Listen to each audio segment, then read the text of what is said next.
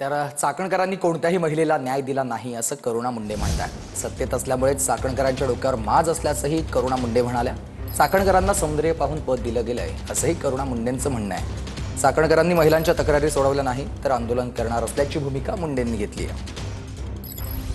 रुपाली ताई, तुम्ही असं म्हणताय की तुम्ही खूप काम करता, 35,901 महिलांना तुम्ही तुमच्याकडे कंप्लेंट आलेली आहे, पण मी बोलते त्याच्यामध्ये 35,971 कंप्लेंटमध्ये तुम्ही किती महिलांना न्याय दिला? कोणतीही महिलांना तुम्ही न्याय नाही दिला। आणि तुमच्या हे कामे महिलांना न्याय दिला जाण्याच्या हे नाही की इकडे सभा तिकडे सभा, इकडे भाषण तिकडे भाषण, राष्ट्रवादीचा फक्त प्रचार, हे तुमचं काम नाहीच आहे। चिल्लर त्या आज खूप मोठे पदावर आहे आणि सत्तामध्ये आहे, त्याच्या माज त्यांचे डोक्यावरती आहे।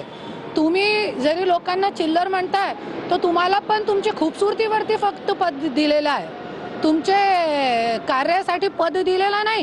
काय काम केलेलं आहे तुम्ही? इतके मोठे पक्षातून तुम्ही उभे राहिला होता, नगरसेविकाचा तुम्ही जरी निवडणूक तुम्ही जिंकू शकत नाही, इतका मोठा पद अजितदादा धनंजय मुंडे सारखे मोठे व्यक्तीच्या हात असताना तुम्ही जरी नगरपालिका जिंकू शकत नाही, तर फक्त तुमची खूबसूरतीवरती तुम्हाला पद भेटलेलं आहे, तुमचं काय काम नाही आहे। आज तो फक्त मी 3 महिला उभे केलेली आहे आणि जरी रुपाली ताईने अजून काम केलं नाही, तो पूर्ण 35,000 महिलांचा ताफा घेऊन ज्या महिलांनी तुमच्याकडे कंप्लेंट केली आहे ते सगळी महिलांना घेऊन मी महिला आयोगचे बाहेर आंदोलनासाठी बसणार आहे, मागणीसाठी की तुम्ही राजीनामा द्या।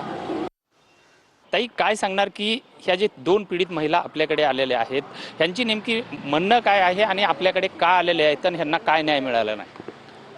आज जे महिला आयोग के अध्यक्ष आहे त्या काय काम करत नाही त्याचा पूर्ण पुरावा आहे आणि माझ्याकडे खूप महिलांची कंप्लेंट आहे ज्यांनी महिला आयोगमध्ये तक्रार दिलेली आहे।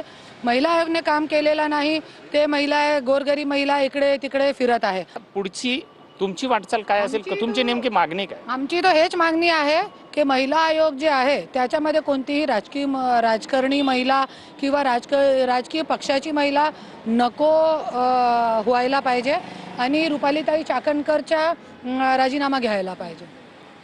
आमची मागणी हीच असेल सरकारकडे आत्ताच्या की जर रुपालीताई काही महिला आयोगाच्या अध्यक्ष असून एवढ्या मोठ्या पदावर बसून जर त्या महिलांसाठी काही, महिला आयोग म्हणजे एक महिलांसाठीचं कोर्ट आहे की जिथे महिला जाऊन दाद मागू शकते आणि महिलांना तिथल्या तिथे न्याय मिळू शकतात। आज रुपालीताईंकडे ही पूर्ण अधिकार आहेत, पूर्ण पॉवर आहे की त्या महिलांना न्याय मिळू शकतात, असा एक कायदा बनवू शकतात की इतर पुरुष महिलांबाबतीत कोणतीही फसवणूक करण्याचं हिंमत सुद्धा करणार नाही।